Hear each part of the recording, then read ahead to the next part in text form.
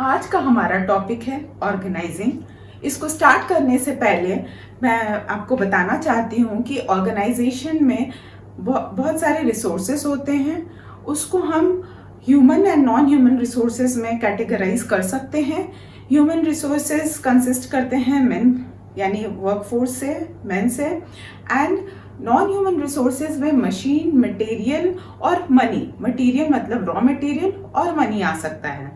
तो शुरू करते हैं ऑर्गेनाइजिंग क्या है उससे। सो ऑर्गेनाइजिंग में identifying and grouping of different activities, पहले आइडेंटिफाई करते हैं फिर डिफरेंट एक्टिविटीज को ग्रुप करते हैं एंड ब्रिंगिंग टुगेदर, और साथ में सबको लाते हैं human and non human resources. इसे हम ऑर्गेनाइजिंग कहते हैं। उसके बाद ऑर्गेनाइजिंग के स्टेप्स के बारे में पढ़ेंगे। तो 4 स्टेप्स होता है ऑर्गेनाइजिंग प्रोसेस में। पहला स्टेप है identification and division of work, दूसरा है डिपार्टमेंटेशन, तीसरा है असाइनमेंट ऑफ ड्यूटीज एंड चौथा है एस्टैब्लिशिंग रिपोर्टिंग रिलेशनशिप। तो पहले चलते हैं पहला स्टेप पे। तो identification and division of work. Identification and division of work में पहले तो टोटल वर्क को आइडेंटिफाई करना होता है कि एक्चुअली ऑर्गेनाइजेशन में करना क्या है, काम क्या है। उसको पहले आइडेंटिफाई कर लेना होता है। उसके बाद उसको डिवाइड करना होता है सिस्टमैटिक वे में। सारे वर्क को डिवीजन भी हो जाता है सिस्टमैटिक वे में। उसके बाद फिर डिफरेंट पीपल को, एम्प्लॉइज को वो वर्क को एलोकेट कर देना होता है।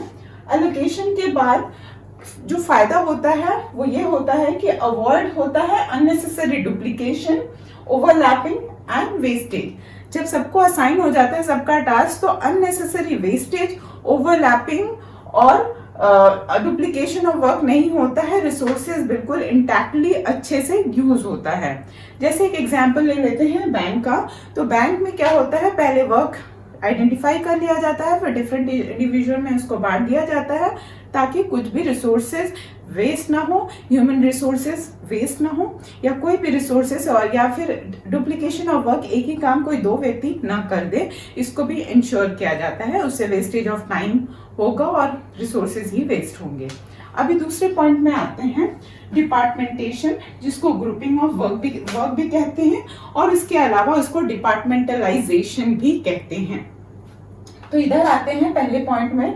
सो group similar jobs under one department. So department में क्या होता है, सिमिलर टाइप ऑफ वर्क। जैसे फाइनेंस का जो वर्क है वो फाइनेंस डिपार्टमेंट में, मनी रिलेटेड जो भी वर्क है वो फाइनेंस डिपार्टमेंट में जाएगा। तो सिमिलर नेचर ऑफ वर्क एक डिपार्टमेंट में कर दिया जाता है। जैसे purchase related work purchase department में कर दिया जाता है। तो grouping of work is done. Then comes on the basis of functions, products and geographical locations. So grouping of work किस बेसिस पे किया जाता है, फंक्शंस। जैसे मैं एग्जांपल अभी दी, finance department, purchase department, marketing department, production department. तो फंक्शंस के बेसिस पे या तो हम ग्रुप कर देते हैं या तो प्रोडक्ट के बेसिस पे कर लेते हैं। प्रोडक्ट बेसिस का एग्जाम्पल, बेस्ट एग्जाम्पल रिलायंस है। जैसे कि रिलायंस डिजिटल है, रिलायंस फुटप्रिंट्स है, रिलायंस ट्रेंड्स है, रिलायंस ज्वेल्स है। तो ये सारे एग्जाम्पल प्रोडक्ट बेसिस पे हो जाते हैं। और उसके बाद एक और एग्जाम्पल है जोग्राफिकल लोकेशंस। तो जोग्राफिकल लोकेशंस मतलब east zone, west zone, north zone, south zone. तो इस बेसिस पे भी डिपार्टमेंटलाइजेशन किया जा सकता है। अभी लास्ट पॉइंट है हमारा एग्जाम्पल। तो यहाँ पे एग्जाम्पल्स में क्या कहते हैं कि सेल्स एंड मार्केटिंग एक्टिविटीज, जो कि इंटर रिलेटेड है, क्योंकि सेलिंग होगा तो मार्केटिंग एडवर्टीजमेंट एक्टिविटीज को भी हमें एनहांस करना होता है। और उसको करने के लिए हमको मार्केटिंग डिपार्टमेंट में इसको हम एक जगह डिपार्टमेंट में ग्रुप कर सकते हैं। अभी हमारा तीसरा स्टेप है असाइनमेंट ऑफ ड्यूटी। तो तीसरा स्टेप है हमारा असाइनमेंट ऑफ ड्यूटीज, जो कि एलोकेट करता है work to different employees. That means assignment of duties, जैसे नाम से भी पता चलता है कि assignment of work is done to the employees. और ये असाइनमेंट होता है duties on the basis of knowledge, experience, qualification और स्किल्स। ठीक है। उसके बाद जैसे example, finance manager should be given finance related work. लेकिन हाँ, फाइनेंस मैनेजर को तो मनी रिलेटेड वर्क मिलना ही चाहिए, लेकिन ये भी देखना चाहिए कि उनका फाइनेंस मैनेजर का क्वालिफिकेशन फाइनेंस रिलेटेड ही है, MBA इन फाइनेंस है, ऐसा कुछ है। तो इससे क्या होता है, असाइनमेंट ऑफ ड्यूटीज देने से, उनको ही देने से क्या होता है, जो जिसमें माहिर होते हैं उनको देने से वर्क जो होता है वो बहुत अच्छे से परफॉर्म होता है, इफेक्टिवली एंड एफिशिएंटली हम ऑर्गेनाइजेशनल गोल को अटेन कर सकते हैं। अभी हमारा चौथा स्टेप है एस्टैब्लिशिंग रिपोर्टिंग रिलेशनशिप, जो कि क्लियरली डिफाइन करता है अथॉरिटी रिस्पॉन्सिबिलिटी रिलेशनशिप को।